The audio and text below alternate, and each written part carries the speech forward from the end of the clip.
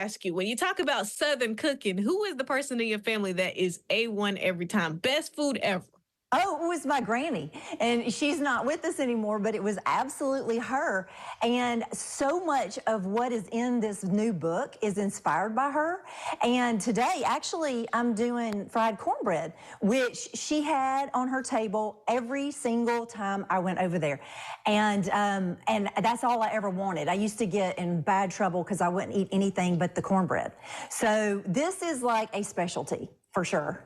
So now, when you talk about fried cornbread, what exactly is that, or is it similar to like a pancake? Fried cornbread or hot water cornbread, and it's just made with cornmeal, hot water, and the hot water kind of cooks that cornmeal a little bit, and while it is sitting there for a few minutes, and then you just fry it, and it is amazing. It is so tender and kind of creamy on the inside and crunchy on the outside. It's really, really good, but it's just cornmeal, salt, it's self-rising, and then salt, jalapenos, and hot water, and you just fry it in, and I fry mine in bacon grease, but you can do it in oil. A lot of folks are doing cookbooks these days. Lots of folks are getting in the kitchen, post-pandemic. What in the cookbook do you say is going to be the reason why folks need to put their hands on it right now? Oh my gosh, there's so many reasons. I have one of the things that makes this cookbook different is that it's a memoir pretty much for me about my whole entire Southern life and the memories that went with the food and the food that went with the memories, and it's all interconnected because food here in the South is really our love language, and everything we do has to do with food. So whether it's a sad situation like someone died and you're taking something to someone, or whether it's a happy celebration, food is associated with it. And I have in this book everything you will need for every occasion that happens, even when you have people just stop by your back door. I mean, you are ready, your arsenal is full, and the least of your worries is the food. Hey, now I'm gonna be quiet because I can't wait to see you show me how to make this cornbread. So I'm gonna have the floor now. Okay, here we go. Okay, so I have boiled some water because I want it to be boiling hot. I have a cup here, and in my book, I say 2 cups of flour, but I'm doing just a cup because a lot of people only have 2 or 3 people in their homes. And so I'm gonna get a cup of this boiling water to a cup of the flour. I'm gonna put a little bit more in because it didn't quite get a cup. I have jalapenos already cut here, and I'm gonna put those into my batter of sorts. I have bacon grease and a little bit of butter in my skillet, and I'm just using my grandmother's cast iron skillet, which is an awesome tool for me and a memory, and every time I use it I think of her. And it's like all of these recipes bring back really great memories. She has this amazing soup recipe that's also in the book, and it's a vegetable soup with beef. And so she always called it vegetable soup, but it actually has stew meat in it. So, but she would also say, I had a biscuit this morning for breakfast. And so she would say, I didn't have anything for breakfast. I just had a biscuit. She didn't count biscuits as breakfast. And I'm like, oh my gosh, you had your your calories for the day, and you don't even count that. All right.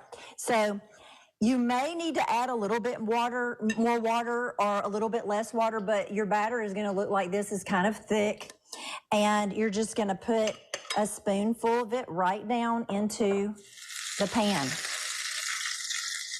And you're going to let that go on, low to medium heat for probably about 3 minutes, and then you'll turn it over and brown the other side, and it's nice and crisp and crunchy on on the outside, and in the middle it's like this wonderful creamy texture. It's incredible how different it is than your regular cornbread, but it goes great with the soup. I've got an award-winning chili in the book. This is great next to just your fried chicken and peas, field peas, or Hoppin' John. All of these things are in the book, and I have a section also in the back of the book where I put together menus. So if you are having a picnic, you want to go out on a picnic, there's something for that. If you're having an anniversary meal, if you are like I was saying, celebrating something or doing a tailgate, all of this is like, you've got the menus, they're set out. You know what you're doing. And this goes with everything. I like, and a lot of people in the United States at least, like to have this with a little bit of syrup on top of it. And so it's almost like, you can kind of think the chicken and waffle situation. It's kind of like that. So you could actually put a piece of chicken with that, and it would just be incredible. And put honey on the top. So anyway, perfect. Absolutely wonderful. And it's Love Language of the South is the name of the book. And it's been one of my most favorite books ever to write. And I hope everybody enjoys the stories and the food and gets a little bit of Southern culture and a little bit of entertainment and maybe learns a thing or two.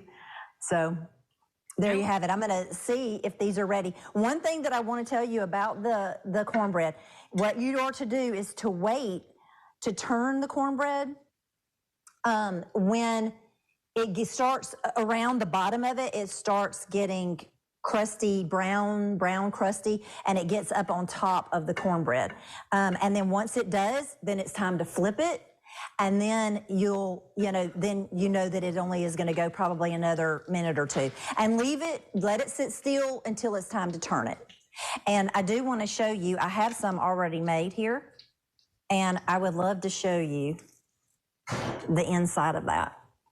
See, it's just got that delicious, crunchy texture with those jalapenos. You could, if you wanted to, you could put cheese inside of this. You could make it totally savory. You could serve it as an appetizer and put like pulled pork on top of it and put some barbecue sauce. So there's so many things that you can do with this particular dish. And it's an amazing thing. Please go. Can you please tell everybody where to get this cookbook?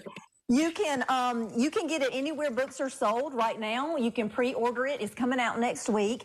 You can get it at Amazon, Target, Walmart, Christian bookstore, anywhere, you want to.